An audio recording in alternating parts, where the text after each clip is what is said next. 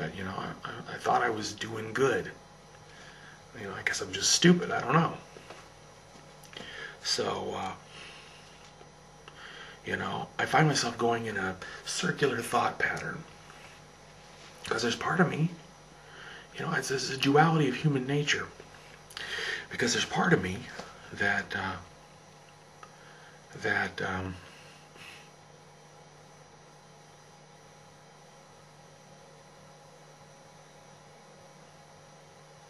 there's part of me that tells myself that I won't give up hope until she's married. Because she told me she's not going to get married for a year or so. And I'm like, well, you know, a lot can happen in a year. But I don't want to say, oh, I'm going to hold out until she's married, because if I say that, then she might run and get married. But then I go around and I think, well, why would I want to even be with somebody that won't even see me as a friend? That's harsh. That's unnecessary. I'm not here to cause problems. But then I think, well, if it's true that she really did have a fight with her boyfriend about me, she sure as hell doesn't want to have another fight with her boyfriend about me. She's freshly engaged. She's on cloud nine. She's you know, in happy land, and doesn't need anything to bring her down from that. So, you know, at this point, I'm really struggling with what is truth, what isn't truth. You know, what is the strength of not giving up versus what is the strength of having some self-dignity and saying, okay, well, I've had enough of this, so I don't know. It's really tough. You don't just flip these things off, you know, like a switch. You know, because I know I'm not a bad person. I mean, look at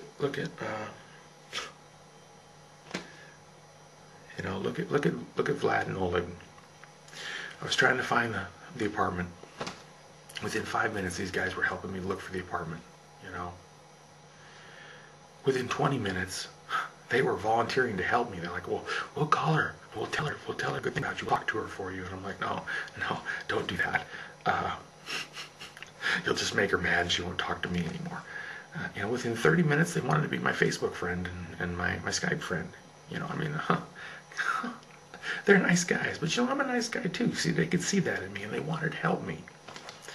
So, you know, I'm a good person, and you know, it's really hurts that she won't even see me for 15 minutes. I'm not worth 15 minutes of your time. I mean, that's rough. You know, it's like I told her. I said, I'm sure lots of guys have come around the planet for you. Well, I don't know if that's true or not, but I could imagine it's true. But, you know, the only thing that matters to me is that I came around the planet. So, you know, I did. And it wasn't just all me. You know, I went and I prayed about it. I told the Lord, I said, Lord, I got to do this, or I'm going to go insane. And, you know, I wasn't making it. And I told him, I said, Lord, man, you got to help me figure this out. And he gave me a free ticket. This ticket was free. I came around the world, you know. It was a gift to me. You know, and the thing that's rough for me is I told him, I said, man, I need an absolute answer. I need to know one way or the other, yes or no. And so far, you know, I said, that's my circular thought again. Is this an absolute answer? If you go to a country and a person won't take 15 minutes of their time to say hi, you know, that's a pretty absolute answer. But, you know, and then again, I can rationalize it through. You know, she doesn't want to cause problems with her boyfriend. And, I don't know. So I'm going around and around and around and around and around and around and around. You know, it's a duality of human nature. There's a part of me that, yeah, I don't want to say it. I just won't even say it. But I would never do anything bad. I would never do anything to hurt him or her or anybody. But, you know, I've had so many people come out, and, you know, people, well-intended people who will tell me, you know, well, it's just, you know, it's not real. Well, you know what? The pain's real. it really, really hurts. So I just, the reactions have run the gamut of, I don't know, I've had people that have been angry on my behalf, and I didn't ask them to be angry, and I've had people that have been, sad on my behalf, and I didn't ask them to be sad. And I definitely don't want anybody to send her any hate emails or, on my behalf try to go and tell her what a great guy I am and how she's missing out. Not that I'm saying anybody would, but I've already know for a fact that some people have. I've had people that have offered to try and, make things happen for me and rock the boat, and I'm like, no, just leave it alone and let, I got people that are willing to come to bat for me and help me out, and I'm like, no, don't do it. You just leave things alone, and things are going to be the way they're supposed to be, and we're just going to let them go. So I'm hoping that nobody gives her any crap, because I'm happy for her, and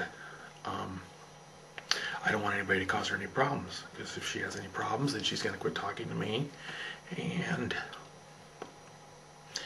that's going to be rough if that happens. So I mean, it's already, I was talking to her, I'm like, I told her, I said, when you're gone, I feel like I'm gonna die. And she said, well, I'm not gone yet. I'm like, well, yeah, not gone yet, but you're gonna be gone someday. And she told me, I don't see how someone could spend thousands of dollars to come see me for a few hours. And I told her online, because she won't see me, I told her, I said, I would give everything I owned, all the money I have, my car, all my clothes, whatever I've got, I would give it all away to spend 5 minutes with her. Because you know what? I can get another job. I can get a job, I can get 2 jobs, I can do anything I want and make more money. I can rob a bank. I can have more cars, more clothes, houses, money, I can have anything in the world. But when she's gone from me, I can't get her back. Not for anything. So, but I can't even get that. So now here I am. I'm in her city, I'm in her country, I'm breathing her air. She's here somewhere. So close, but so far. She could be just across, she could be on the other side of the city, she could be 2 kilometers away from me, and I'd never know. I would never know. She could be anywhere. I don't know if she's on this side of the river, that side of the river. I honestly have no idea. She won't see me, she won't talk to me. So, and there's a part of me that just doesn't want to give up, because a lot can happen in a year. But you don't wish them any ill will.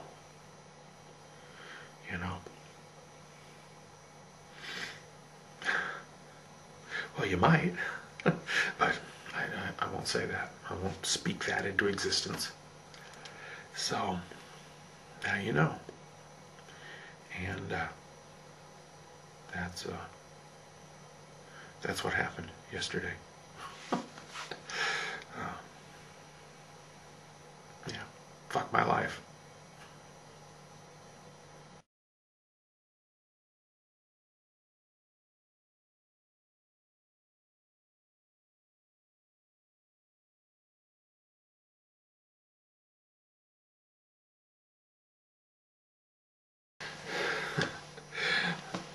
Something just occurred to me.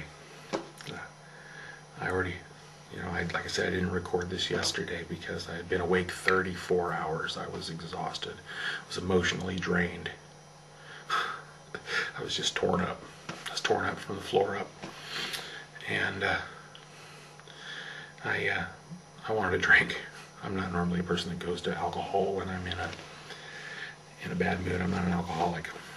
But I just I think it was the physical act of knowing that damn it, I needed a drink. I didn't know where any of the bars are. Well, now I know what to look for.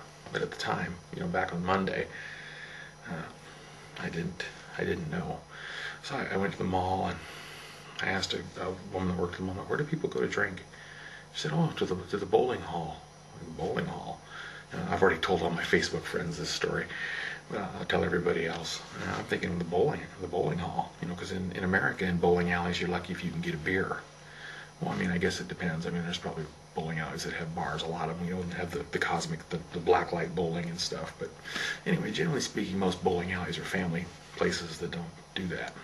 And I'm like, well, I'm in luck because the hotel I'm staying at's the Toss Hotel. The reason it's called Toss is because it's got a bowling hall right across the parking lot, and then you toss a bowling ball. Well, it was during the week. Of course, Monday night, I go in. I didn't know they closed at 11. I walk in the door and I'm like, I need a drink. And the guy says, well, we close in 10 minutes. It was 10 minutes to 11 o'clock at night, or 2300,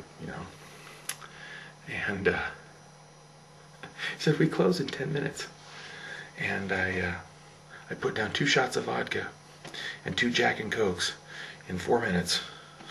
I smiled, walked right back out the door. Desperate times call for desperate measures. But I guess not only was I an ambassador of peace and love and American relations yesterday, I was also an ambassador of alcoholism.